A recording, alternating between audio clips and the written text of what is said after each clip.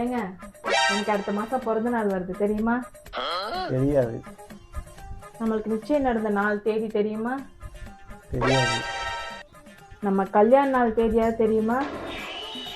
தெரியாது. நம்மளுக்கு குழந்தை பிறந்ததே அவன் என்ன டேட்ல பிறந்தான்னு தெரியுமா? தெரியாது.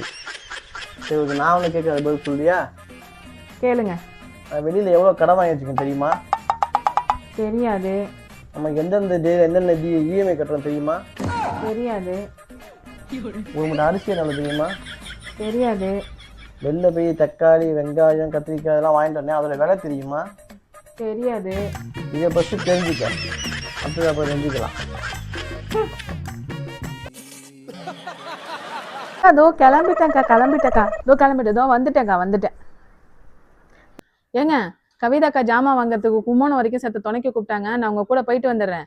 நான் வர வரைக்கும் வீட்டை பத்திரமா பார்த்துங்க, வெளியில எங்கேயும் போயிடாம ஊர் சுத்துறதுக்குன்னு. போயிட்டு வரேன்.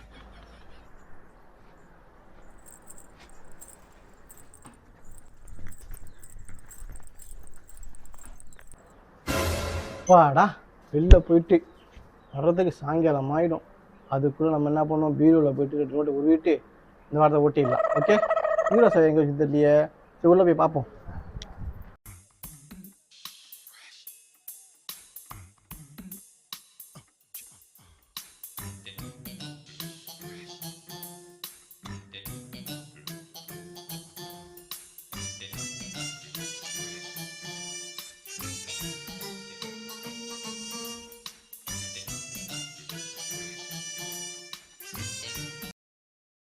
தள்ளுங்க, வழியில் நின்றுட்டு.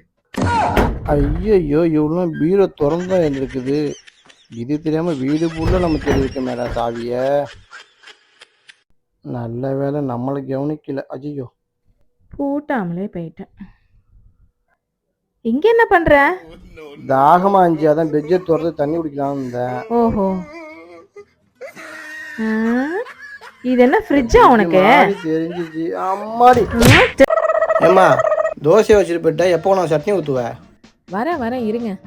நானும் எவ்வளோ நேரம் தான் வெயிட் பண்ணுறது? சொல்றதை கேளுடி. எப்போ குழப்பமாவே இருக்காத, மைண்ட கிளியரா வச்சுக்க. ஏன் இப்படி டென்ஷன் ஆகுற எப்ப பார்த்தாலும்? பாரு, இதெல்லாம் எங்கே போய் முடிய போதோ போ. டிப்ரெஷன். ஏம்மா, இந்த கொரியர் எப்போ வரும் கேளு. கொடுங்க. ஹலோ, நான் குணாலேருந்து கும்பகோணம் பேசுறேன். இல்லையா? ஐயோ சாரிங்க, நான் கும்பகோணத்துலேருந்து குணா பேசுறேன். அந்த கொரியர் எப்போ அனுப்புவீங்க? அப்படியா, சரிங்க. இதுக்கப்புறம் கொரியர் வந்த மாதிரி தான். போ. டிப்ரெஷன். அக்கா, டிப்ரெஷன்லாம் ஒரு மேட்ரே இல்லைக்கா. நம்ம செய்யற வேலையை ஒழுங்கா கவனத்தோட செஞ்சாலே போதும்க்கா, டிப்ரெஷன்லாம் இருக்காது. அதை நீ சொல்ற. டிப்ரெஷன். அண்ணா, உங்க அம்மா ஏதோ மாத்திரை வாங்கிட்டு சொல்லி மெசேஜ் அனுப்பியிருக்காங்க, பாத்தியா? ஏன், என்னாச்சு? அந்த மெசேஜ் அனுப்பி 3 மாசம் ஆகுது, இப்பதான் பாக்குறீங்களா நீங்க? அதை கூட நான் ஃபர்ஸ்ட் வாட்ஸ்அப் யூஸ் பண்றேன், நீ பாத்தியா? நீ என்னுடைய வாட்ஸ்அப் பார்க்கறதே நேரம் கிடையாது. அப்படியா? எனக்கு இருக்க வேலையில இதை பார்த்துக்க நேரம் இருக்கு எனக்கு. ஓஹோ, சரி பாத்துக்கிறேன். வாட்ஸ்அப் பார்க்க உனக்கு டைம் இல்லையா? உனக்கு வைக்கிறேன் பேட்டு. ஹலோ கவிதா, என் வீட்டுக்கார செல்லுக்கு நாளைக்கு சாயங்காலம் 6 மணிக்கு வரதா ஒரு மெசேஜ் ஒன்று போட்டுவிடு. சொல்றத மட்டும் செய்தி.